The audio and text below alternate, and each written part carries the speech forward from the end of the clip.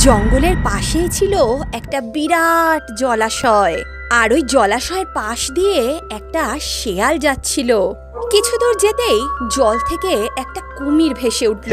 তারপর শেয়ালকে দেখে সে বলে উঠল, কি শেয়াল ভাই, কেমন আছেন? শেয়াল বলল, হ্যাঁ ভাই, ভালোই আছি। তা কি খবর তোমার? কুমির বলল, আর বলো না ভাই, জলে থাকতে আমার একটু ইচ্ছা করছে না। ইচ্ছা হচ্ছে ডাঙায় গিয়ে একটু চাষবাস করে খাই। কুমিরের এমন কথা শুনে শিয়াল বলতে লাগলো, তা ইচ্ছা যখন হচ্ছেই, তাহলে ডাঙায় চলে এসো। একসঙ্গে চাষবাস করে বেশ মজায় দিন কাটানো যাবে। কুমির বলতে লাগলো, বাহ, খুব মজার কথা বললে তো তুমি। ধন্যবাদ বন্ধু, ধন্যবাদ। তুমি তো আমার সমস্যার সমাধান করে দিলে। তখন শিয়াল বলল, আরে এত ধন্যবাদ দেওয়ার কি আছে? আরে না না, তুমি যে এক কথায় রাজি হয়ে যাবে সেটা তো আমি ভাবতেই পারিনি। চলো চলো যাই। দেখতে দেখতেই কয়েক মাস কেটে গেল। কুমির আর শেয়াল প্রথমে আলুর চাষ করলো। আলু হয় মাটির নিচে আর গাছ থাকে মাটির ওপরে। এ কথা কুমির জানতো না। সে জানে আলু হলো গাছের ফল। শেয়ালকে ঠকানোর জন্য সে বলতে লাগলো, ভাই শেয়াল, আলু চাষ তো হলো, কিন্তু দেখো আলুর ভাগটা কিন্তু আমিই করব। কুমিরের এমন কথা শুনে শেয়াল বলতে লাগলো, বলো ভাই কুমির, কেমন ভাবে ভাগ করতে চাও তুমি? তুমি যা বলবে তাই হবে। তখন কুমির বলতে লাগলো, দেখো ভাই শেয়াল, গাছের আগার দিকটা আমি নেব আর গোড়ার দিকটা তুমি নেবে। শেয়াল হেসে বলল,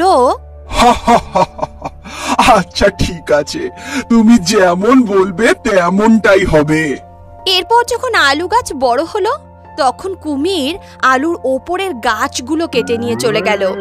তারপর কুমির ভালোভাবে লক্ষ্য করে দেখলো গাছের মধ্যে তো একটাও আলু নেই। কুমির বলতে লাগলো, আরে এখানে তো একটাও আলু নেই, ব্যাপারটা কি হলো? শেয়াল বেটা কি করছে, যাই গিয়ে দেখে আসি। এরপর কুমির মাঠে গিয়ে দেখলো শিয়াল পিঠে করে আলু বোঝাই করে নিয়ে যাচ্ছে। এমনটা দেখে তো কুমিরের মাথায় হাত। সে মনে মনে বলতে লাগলো, এবার তো বেজায় ঠকে গেলাম দেখছি। কি আর করা যাবে, আসছে বার আমি ঠিক দেখে নেব ওকে। দেখতে দেখতে কয়েক মাস কেটে গেল। এবারে তারা ধানের চাষ করলো।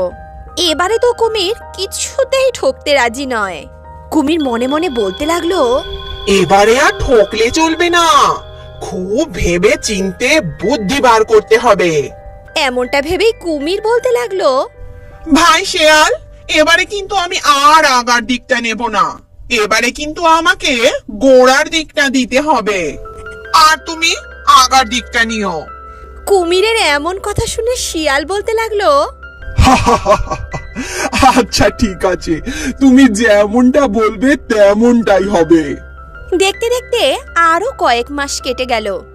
এখন ধান গাছ পেকে সোনালি ধান হয়ে গেছে। শেয়াল কথা মতো ধানের আগা কেটে বাড়ির পথে রওনা দিল। এবার কুমির তো বেজায় খুশি। সে ধান গাছের গোড়াগুলো মাটি থেকে তুলে দেখলো সেখানে তো কিছুই নেই। কুমির বলতে লাগলো, যা, আবার ঠকলাম, এই শিয়াল তো খুব দুষ্টু। এবারে কিন্তু গাছের আগা না নিয়ে আমি ছাড়বই না। এবারে কে কাকে ঠকায় আমিও দেখব, গাছের আগা আমি নেব। দেখতে দেখতে আবারও কয়েক মাস কেটে গেল। এবার আখের চাষ করা হয়েছে। আখ বড় হতেই কুমির তার ভাগ বুঝে নিল। গাছের আগা কেটে নিয়ে বাড়ির দিকে চলল। আর শেয়াল মনের আনন্দে আখ খেতে লাগলো। কিছুক্ষণ বাদেই কুমির সেখানে এসে শেয়ালকে বলতে লাগলো, ভাই শেয়াল, তোমার সঙ্গে আমি আর চাষ করবই না, তুমি খুব ঠকাও, আমি তোমাকে চিনে ফেলেছি ভাই। তুমি থাকো তোমার চাষ নিয়ে, আমি চললাম আমার জলের জীবনে। এই বলেই কুমির শেয়ালের সঙ্গে তার সমস্ত বন্ধুত্ব ত্যাগ করে আবার জলের দিকে রওনা দিল। তাহলে আমার ছোট্ট বন্ধুরা, আজকের কাহিনী থেকে আমরা কি শিখলাম জানো? আজকের এই কাহিনী থেকে আমরা শিখলাম নির্বুদ্ধিতা হলো পতনের অন্যতম এক কারণ।